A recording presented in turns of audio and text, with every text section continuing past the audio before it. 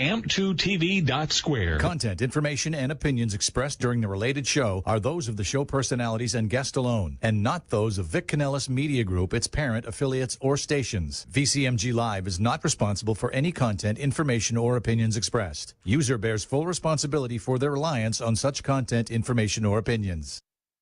Welcome to Meet the Experts with Mike Vilardi. Join us each week as we bring you expert opinions on different subjects ranging from medical to political and community to economy.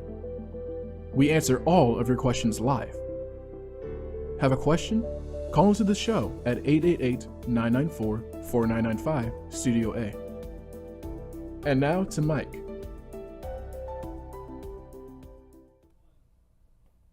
Welcome to tonight's show. We have a great show for you. We're going to be talking about law enforcement. As you've seen, crime has been skyrocketing all over the country, and I have such a special guest, Mr. Mike Gaga, who's running for Palm Beach County Sheriff. Welcome to the show. Welcome to Meet the Experts. Thank you. You are an amazing man. You have over 50 years of law enforcement experience, and I want you to tell our audience about you, your plan when you become sheriff, and what would you do to make crime, well, we know here it's not too bad to begin with, but what would you do to lessen crime in the area? Okay.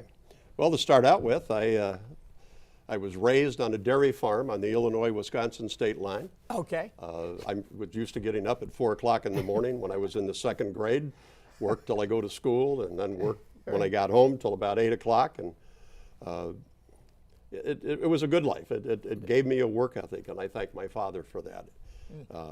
Elmer, you did well teaching me those things. But it was a little tumultuous, and there were some problems. I graduated from high school, and 2 weeks after I graduated, I left home and started out on my own. So got a job in a factory and got a better job and a better job. I got drafted, went away in July of '67, came back, was working for a finance company, hated it, and another guy and I, he had family in Florida, and he said, let's go to Florida. Cool. And I had in the back of my mind that I wanted to be a police officer. JFK appeared at a airport, landed at an airport, and they took some of our school members, and I was one of them, to listen to him give a talk. And then years later, I'm sitting in English class when they came across the loudspeaker and announced his assassination. Wow. I had wanted to be either a Lutheran minister and or a eye surgeon, and then I wanted to become a policeman and a Secret Serviceman. But I couldn't because I didn't have any college. Right. And my dad wouldn't send me. He didn't believe in college. So I went off and I ended up in Florida and met guys in the sheriff's office, and they encouraged me to put in an application. I did, and then they asked me to work some undercover narcotics because I looked very young. I was like 22, but I looked like I was about 17 at the time. So, you know, I did that. We worked into an organized crime ring, delivering football betting cards, and worked my way into a halfway house that were selling drugs out of the halfway house. And those places were busted. And I got hired full-time in January 1971. Wow. And started on the road, and then the rest is history. I just worked myself up, different positions, ended up as chief deputy. So. Well, not only with the chief deputy, but I understand from talking to some people that you had worked with that you started some tremendous programs, some not only community policing, but programs to help the law enforcement officer that's involved in a shooting or a traumatic experience. Why don't you tell us a little bit about that? Sure. One of the reasons I left home is my parents, who were wonderful people, but they were alcoholics. And so I lived in that, and I thought that I didn't ever want to be in that situation again. So I had a propensity for helping others that were in that position. So I got active in different programs, and people helped me when I was first down here, took me in, helped me, and I never forgot that. So I saw others who had problems, and I said, well, you know, I can help you. And I joined some recovery program board of directors, worked with them, some youth programs. I oversaw a junior deputy program for a while. But then in the 80s, I had an opportunity to go to Southern Police Institute. And I was doing things that were community-oriented policing related. I just didn't have words for them or an explanation. Right. I didn't have the foundation. That school, George Keller and Wilson, who wrote the book on community policing, Keller came in and gave a presentation. And man, I said, where has this been?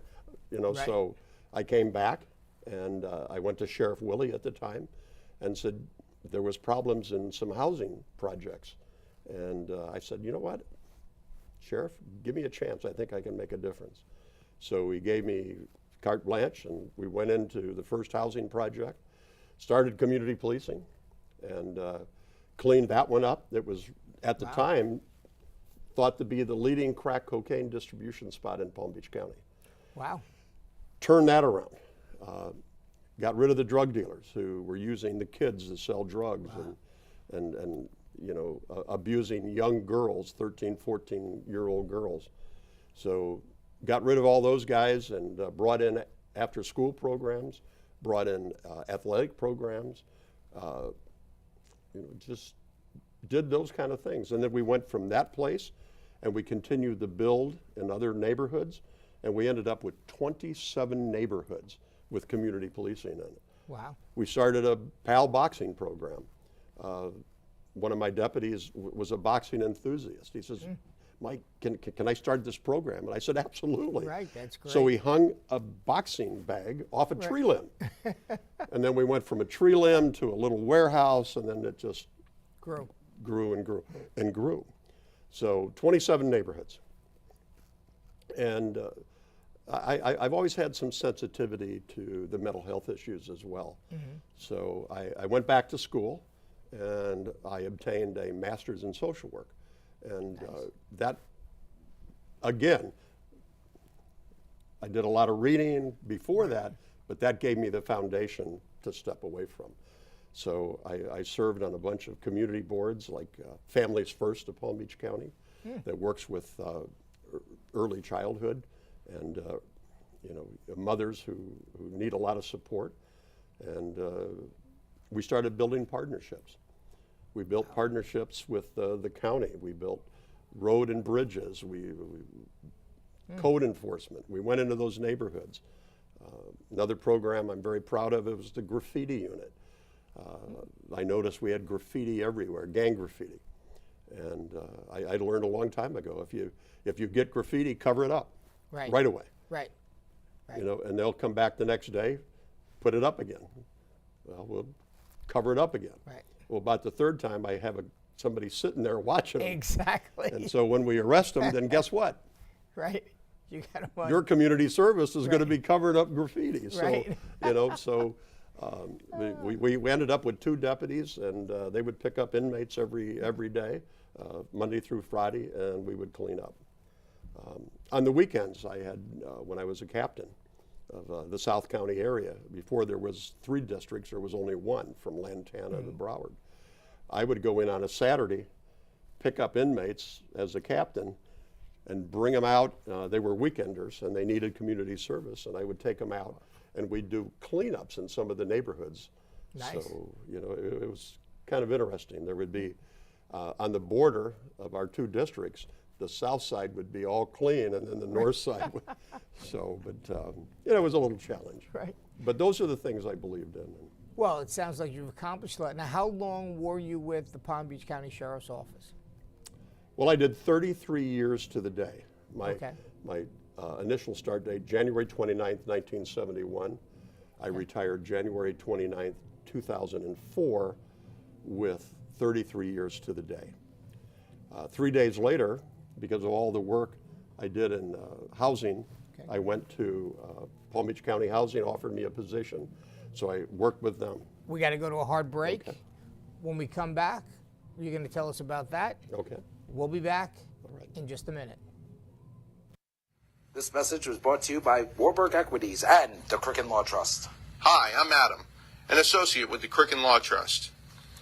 We're here to help you process money owed to you through the CARES Act. If your business employed 10 or more people and maintained payroll taxes through the 2021 shutdown, the Cricken Law Trust can help you get your money back. This money is yours, but if you don't apply now, you might lose this opportunity and it'll be gone forever. Contact us now. Go to www.my123erc.com. Now that's www.my123erc.com. Text alert! Text alert! I was receiving letter after letter from the IRS. I got Mike Vilardi on the phone and I said, Mike, I got a problem. He took the pressure off my shoulders. He just made me feel like I had Superman on my side. Trust me, he's the man to go to. IRS problems? I'm Mike Vilardi, enrolled agent. I can help. My company, Winning Tax Solutions, has always gotten our clients the best possible results. Visit us at winningtaxsolutions.com or call us today. You've been watching Meet the Experts with Mike Vilardi. If you have any questions, call in at 888-994-4995, Studio A. And now, back to the show. Welcome back. We're back with Mike. Mike, continue telling us about your experience and what you've done. And then we'll take some calls. If people want to call in, we'll give you an opportunity to speak to the public. Okay. All right. Okay. Well, you know, You just left off, you 33 years. Right. And then you were about to, you could take another job after that in 2004, right? So I also, when I retired, I was the major of all investigative services. Wow. And there were families that had open homicide cases, family members that had been murdered, and it hadn't been solved yet. So I promised the families that I would continue the work. So Barry Krischer, who was the state attorney at the time, said, you know what, you can come in. I volunteered. I couldn't get paid because of the state retirement system. Right. But I went in and I volunteered and I continued the work on 2 of those homicide cases. Wow. And they were subsequently cleared over time. Some of the things I did and some of the guys that worked at the department that I worked hand in hand with, we had some phenomenal investigators, Bill Springer, Pat Page Nice. McCann, another cold case homicide. Right. So fabulous. Working with them, those cases were solved. So how many years did you spend doing that? Just one. Oh, just one, okay. And then Rick Bradshaw and I, you know, Ed Bielek had been the sheriff at the time. Right. And, you know, I was considering a run. Right. And Rick Bradshaw was considering a run. Well, the sheriff then had some problems, and he had come from within the department. Right. So, you know, Bradshaw came to me and says, why don't we team up? He says, but I have to be the sheriff. Okay. And so, you know, I agreed. He didn't know the people I knew. I knew everybody in the county. Right. So, you know, I helped him. I worked very hard on his campaign, and he was elected. So he asked me to return and be his number 2 guy. Okay. So I went back, and the title was colonel to begin with, and then he changed the title to chief deputy. Okay, so how long were you the chief deputy for? 16 years. Wow. The number 2 guy for 16 years. So, Wow. And now you're running against him. yes. Okay. So explain that to our audience and how did that come about, that whole scenario? Well, you know, we had some plans, and Right. the plans fell through on his behalf, and you know, I said okay, and you know, but I continued the work and support him, Right. and remained loyal, and you know, he kind of went off in a different direction, and you know, there were some things that happened. He became very close to a couple of guys that went in a whole different direction that I believed in. Because I believed in community. I Right. believe in That's community. right. I believe in empowering the people who live in those neighborhoods.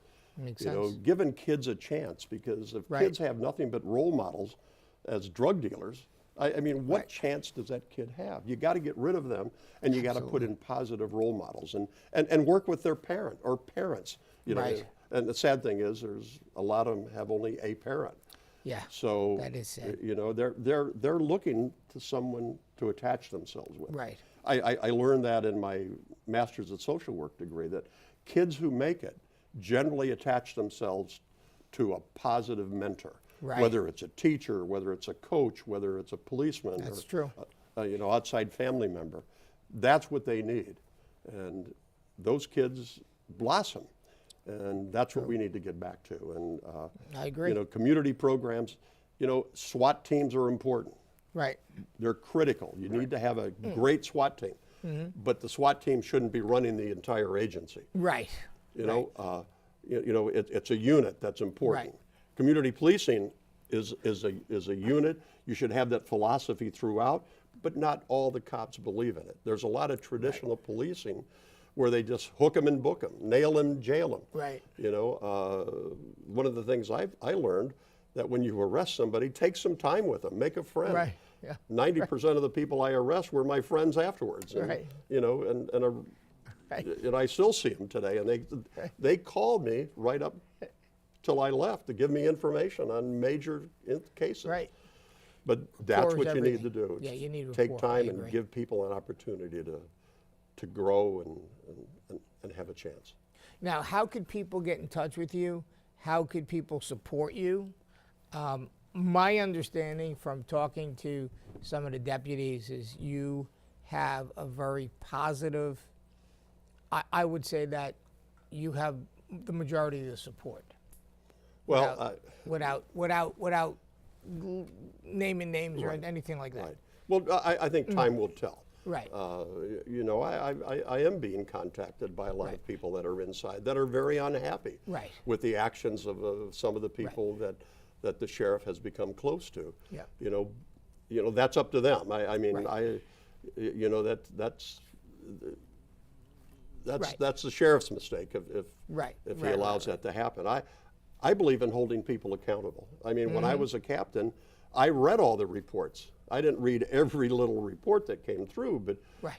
I knew what was going on in my district. And you help deputies improve their writing skills. Right. If they're not doing the proper investigation on patrol, that means a detective has to come back in and start all over again. And they shouldn't have to do that. Right. So, we had something called ComStat, came out of New York. Bratton developed it. It was holding your commanders responsible for how they're addressing problems in their areas. I believe very strongly in that. But there was some guys that got embarrassed. Right. And, the next thing we know, sheriff did away with ComStat. So, Well, let's talk about crime in the United States. I mean, but we're going to do that when we get back from this next commercial break. okay. This message was brought to you by Warburg Equities and the Cricken Law Trust. Hi, I'm Adam, an associate with the Cricken Law Trust. We're here to help you process money owed to you through the CARES Act. If your business employed 10 or more people and maintained payroll taxes through the 2021 shutdown, the Cricken Law Trust can help you get your money back. This money is yours, but if you don't apply now, you might lose this opportunity and it'll be gone forever. Contact us now. Go to www.my123erc.com. Now that's www.my123erc.com. Text alert! Text alert! I was receiving letter after letter from the IRS. I got Mike Vilardi on the phone and I said, Mike, I got a problem. He took the pressure off my shoulders. He just made me feel like I had Superman on my side. Trust me, he's the man to go to. IRS problems? I'm Mike Vilardi, enrolled agent. I can help. My company, Winning Tax Solutions, has always gotten our clients the best possible results. Visit us at winningtaxsolutions.com or call us today. You've been watching Meet the Experts with Mike Vilardi. If you have any questions, call in at 888-994-4995, Studio A. And now, back to the show. Welcome back to the show. Mike, we're going to ask you a couple of questions today. Today was a very unique day. They had hearings on Capitol Hill about the FBI. And we see crime skyrocketing in our major cities, New York, Chicago, like it hasn't happened since the 70s. And I'd like to get your take on, first of all, the hearings that happened in Washington with the FBI and whether they're biased or not. Obviously, the Department of Justice pulled the plug on the Hunter Biden investigation because they had an IRS whistleblower, which is obviously very unusual. So I want your take and your thoughts on what's going on nationally with law enforcement. Well, I think ethics and integrity are so important when it comes to the job. And, when you have FBI agents that are trying to do their job, and I think the average hardworking FBI agent is not happy at all with what is going on in Washington, D.C. You can't let the politicians come in and control your investigations. Myself, I have gotten phone calls from people that were arrested, from their family members saying, "Oh, you got to get them out." Well, there was a chief in Boca that pulled a guy out from a booking. You know what? What happened to that chief? He lost his job. You don't do things like that. Right. You just don't do it. And for what's going on in Washington, they need to straighten that out. Destroys the credibility of the agency. Oh, of course. That's what it does. Of course, because it's like one cop does something bad. Right, exactly. The Bad media cop. just, they Exactly. swarm on They it, swarm on it. and you think that all the cops are bad. I'm telling you, there's bad True. cops. There is. Right. But the majority of cops Oh, are good. just pretty good working people. Yeah, absolutely. They may not always be the hardest working people. Right, But right. they do their jobs, they respond to the calls, Yep. and they just want to go home to their families at the end of the day. That's the key, right? You But gotta- to have somebody interfere with what you're doing is totally inappropriate. What do you think about the lawlessness in these cities, especially the Democratic-controlled ones? New York, Chicago, L.A., San Francisco. They're allowing them to steal up to like $1,000 worth of stuff. How do you have a society without law and order? It's terribly, it's unfair for the victims. And what business is going to stay open knowing that you're going to get looted every day? There's closing grocery stores, they're closing drug stores. I have two adult children. I gave rules to my children. Of course, right, If- exactly. If they committed a violation, I held them accountable. Right. I do that with my own deputies. When I was a supervisor, if I didn't hold my children accountable, they're going to get in more trouble and more trouble Right. and more trouble because there's no consequences. Right. There has to be consequences to allow people, and there's a faction of society that will always do that. And sometimes good people will even get swept up in that because it becomes a way of life. Well, exactly. I mean, you can't allow lawlessness to continue. No. It's just like if you had a bad cop, like we saw in Minnesota where that one particular cop killed that guy and ended up in jail for like 40 years. If you don't put training in place, and I know you would, you've actually gotten the deputies training programs for Crisis intervention crisis training. interventions training. I Exactly. brought CIT, they call it. Yes. I brought the first class to the sheriff's office.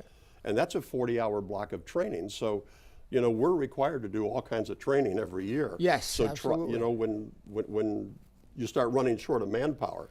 So to get guys somewhat educated, I brought in what was called mental health first aid. And it kind of taught them how to deal with people that have mental illness crises, autistic children. And it gave them some ideas on what they can do to minimize the situation and control the situation. So I did that, and I went to the very first class.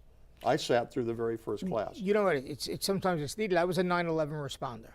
I was at the Staten Island dumps looking for body parts. Now, when you see pieces of people, it sticks with you. Yeah. I ended up getting sick, very sick from it.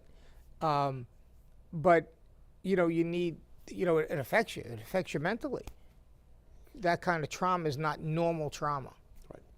Well, one of the things we developed was a behavioral services unit. Mm-hmm. And we had deputies and employees that developed substance abuse problems.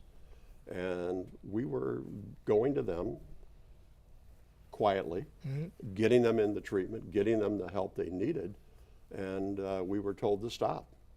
Send those people to risk management. If they come to you, take them to risk management. They are not going to go to risk management. Right. But quietly, Right. they will get help. And I can't tell you how many people we helped under those circumstances. Wow. The behavioral services unit. We got 1 minute left. Okay. I want to give you enough time so you can give everybody, tell us why you're running, why they should vote for you, how they can get in touch with you, how they could support you in the last minute. Okay. Well, I think my history speaks for itself. I'm a community person. Yep. I believe in community. I believe in helping others like I was helped when I, needed help. And I've never forgotten that. I think I'm a better choice. Rick and I were friends for 50 years. We've gone in different directions. And I think I'm the better choice. I believe in community and fairness for employees, fairness in promotions, fairness in the last 10 seconds, just tell us how they can get in touch with you, because we're out of time. Okay, michaelgauger.com is a website that's up right now. If you want to see my history, go to michaelgauger.com. And very shortly, I'll have a website up. So Excellent. Thank you for watching. We're out of Thank you. time. You were a great guest, and we wish you the best. We're behind you. Thank you. You're welcome. Thank you, Mike. Thank you for tuning in to Meet the Experts with Mike Vilardi. For more information, contact Mike at 888-994-4995, Studio A. Join us next time for another exciting show. The opinions expressed